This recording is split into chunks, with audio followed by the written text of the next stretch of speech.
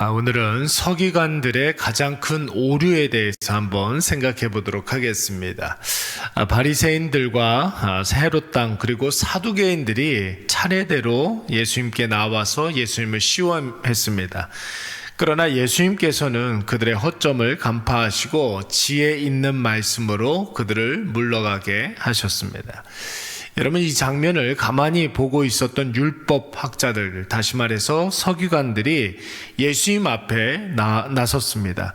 그리고 율법 학계에서 가장 오래되고 가장 큰 난제라고 할 수 있는 질문 한 가지를 했는데, 여러분, 그 질문이 무엇이었습니까? 613개의 율법 가운데 가장 큰 계명이 무엇이냐 하는 것이었습니다. 여러분, 서기관들은 예수님이 613개의 율법 중에 어느 한 개만을 이야기하면 나머지 계명을 중요시하는 유대인들에게 총 공격을 받을 것이다, 이렇게 예상하며 이 질문을 던진 것인데, 예수님은 여러분 그들의 생각과 전혀 다른 대답을 했습니다. 첫째는 이것이니 하나님을 마음을 다하고 목숨을 다하고 뜻을 다해서 사랑하라 라는 것이죠. 둘째는 그 하나님을 마음 다해 사랑하는 것 같이 이웃을 내 몸과 같이 사랑하라, 이렇게 말씀하셨습니다. 여러분, 이것이 왜 중요합니까? 하나님 사랑, 이웃 사랑이 모든 법의 이 법 정신이라는 것이 613개 모든 금지법이라든지 필수법, 이 모든 법들을 하나님 사랑하는 마음으로, 이웃을 사랑하는 마음으로 지키라는 것입니다. 여러분, 실로 명쾌한 답이 아닐 수가 없습니다. 오늘 우리의 신앙생활 또한 예수님 가르쳐 주신 하나님 사랑으로 시작하여서 이웃 사랑으로 여러분 열매 맺으시기를 간절히 축원합니다. 그런데 여러분, 이 예수님의 답을 들은 서기관들을 한번 보십시오.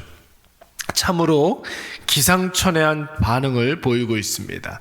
여러분, 32절 말씀을 보면은 선생님이요 옳소이다 하면서 예수님 하신 말씀을 반복하고 있습니다.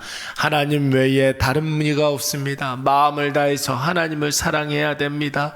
이웃을 하나님 사랑하는 마음으로 사랑해야 됩니다. 방금 전에 예수님께서 하셨던 말씀을 지금 똑같이 반복하고 있습니다. 여러분, 왜 서기관들이 예수님이 하신 말씀을 이렇게 반복하고 있는 것일까요? 예수님 말씀에 감탄하고 있는 게 아닙니다.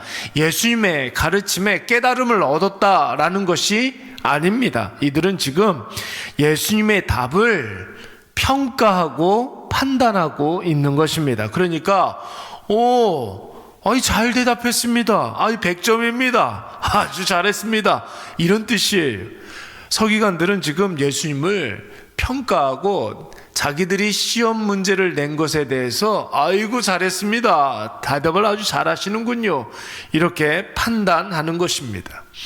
여러분, 신앙생활에 있어서 가장 큰 적이 무엇이라고 그랬습니까?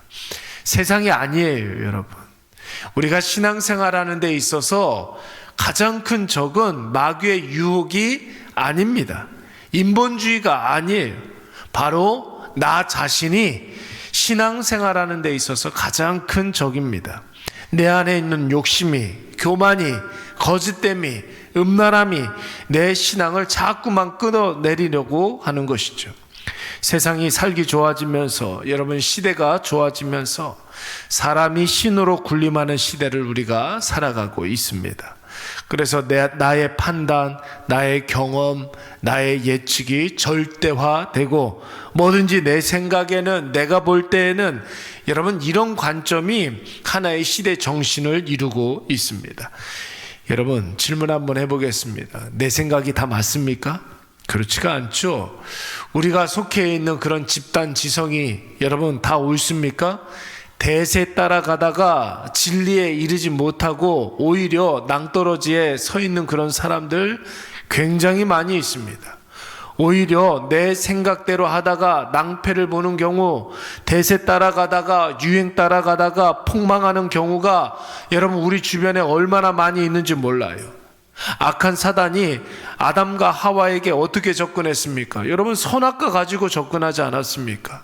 선과 악을 판단할 수 있는 능력을 저 선악과를 먹으면 너희들에게 있다, 생기게 된다, 뭐 이런 뜻이에요. 여러분, 선과 악을 판단하실 수 있는 분은 오직 누구밖에 없어요? 하나님밖에 없어요. 그런데 여러분, 선악과 먹고 죄짓게 된 인생은 누구든지 하나님이 되고 싶어 하는 그런 죄성이 생겼습니다. 하나님처럼 판단하고 싶어 하는 마음이 생기는 거예요. 그래서 여러분, 자꾸만 판단하고 있는 것이고, 자꾸 내가 심판해야 된다라고 생각을 하는 것이고, 자꾸 남을 정죄하고 있는 것입니다. 여러분, 시쳇말에 그런 말 있잖아요. 책 한 권 읽은 사람이 제일 무섭다, 그런 말이 있습니다. 들은 풍월로 개론책 하나 읽고 어디서 본 영상 하나로 모든 것을 다 아는 것처럼 말하는 사람들이 우리 주변에 얼마나 많이 있습니까? 여러분, 작은 정보로 모든 것을 다 아는 척하기 전에, 새치혀로 남을 판단하고 심판하기 전에 우리는 먼저 사랑하는 법을 배워야 할 줄로 믿습니다. 예수님 뭐라고 그러셨어요? 마음을 다하고 목숨을 다하고 뜻을 다하고 힘을 다하여서 주 너의 하나님을 사랑하라. 그리고 둘째도 이와 똑같으니, 하나님을 사랑하는 그 비중으로 내 이웃을 네 몸과 같이 사랑하라. 여러분, 남을 판단하기 전에, 정죄하기 전에, 심판하기 전에 먼저 우리는 사랑하는 법을 배워야 할 줄로 믿습니다. 서기관들은 예수님께 들은 대로 행해야 할 사람들이었어요. 아니, 그들이 말한 대로 행해야 하는 사람들입니다. 그들은 스스로 하나님은 유일하신 분이십니다, 이렇게 말해놓고 자신들이 하나님의 자리에 올라서 있는 사람들이었습니다. 그래서 예수님을 자신들이 연구한 율법으로 판단하려고 했던 것이고, 그래서 자신들이 아는 율법으로 예수님을 채점하려고 했었던 것이죠. 예수님은 율법의 완성으로 오신 분인데도 말입니다.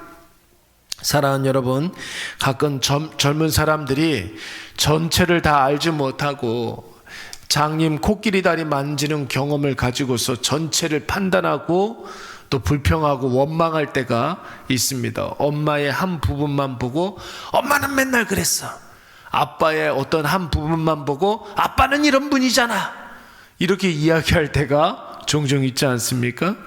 그래서 여러분, 경험이 많으시고 그 분야의 전문성도 있으신 분이 그런 불평과 원망을 지적하면 좀 들어야 하는데, 여러분, 전혀 듣지 않는 그런 경우들이 굉장히 많이 있습니다. 여러분, 이럴 때는 어떻게 해야 됩니까? 그냥 냅둬야지 뭐 어떡하겠습니까? 자기들도 나이를 먹어봐야 아는 거죠. 어떤 분이 저에게 그런 이야기를 했어요. 주보 하나를 가지고 오고, 우리 교회 주보 하나 갖고 와가지고, 목사님, 왜 목사님은 자꾸만 거짓말합니까? 저한테 이런 적이 있었습니다. 무슨 소린가 이유를 잠깐 물어봤더니, 주보에 점심 식사가 끝나고 나면 그 후에 설거지하는 사역에 이렇게 나라 이름 적어놨잖아요. 우리 목장 이름을 적어놓은 거예요. 그렇죠? 목장 이름이 우리가 선교하는 협력 선교지인데, 교회에 튀르키예 사람도 없고 베트남 사람도 없고 미얀마 사람도 없고 파라과이 사람은 전혀 없는데 왜 이렇게 주보에 거짓말을 적어놨느냐는 거예요. 여러분, 보이는 것만 보고 스스로 판단하여 타인을 단정짓는 전형적인 경우입니다. 잘 모르면서 그렇게 판단하는 것이죠. 참 웃지 못할 해프닝이지만 사실 이 이야기는 남의 이야기가 아닙니다. 우리가 다 이와 같아요. 하나만 알고 둘은 모르면서, 아니 하나도 모르면서 100가지를 판단하려 하고 1000가지를 아는 척합니다. 이게 여러분 인간입니다. 아는 척하기보다는 여러분 먼저 사랑하시기 바랍니다. 판단하기보다는 먼저 공감해 주기 바랍니다. 정죄하고 심판하기보다는 먼저 상대방을 통해서 나의 모습을 발견해야 될 줄로 믿습니다. 오늘 이것을 꼭 기억하셔서 하나님의 자리에서 스스로 내려와 나 자신을 부인하고 하나님 앞에서 하나님만 사랑하시고 이웃 앞에서 이웃을 내 몸과 같이 사랑하시는 저와 여러분이 되시기를 간절히 축원합니다.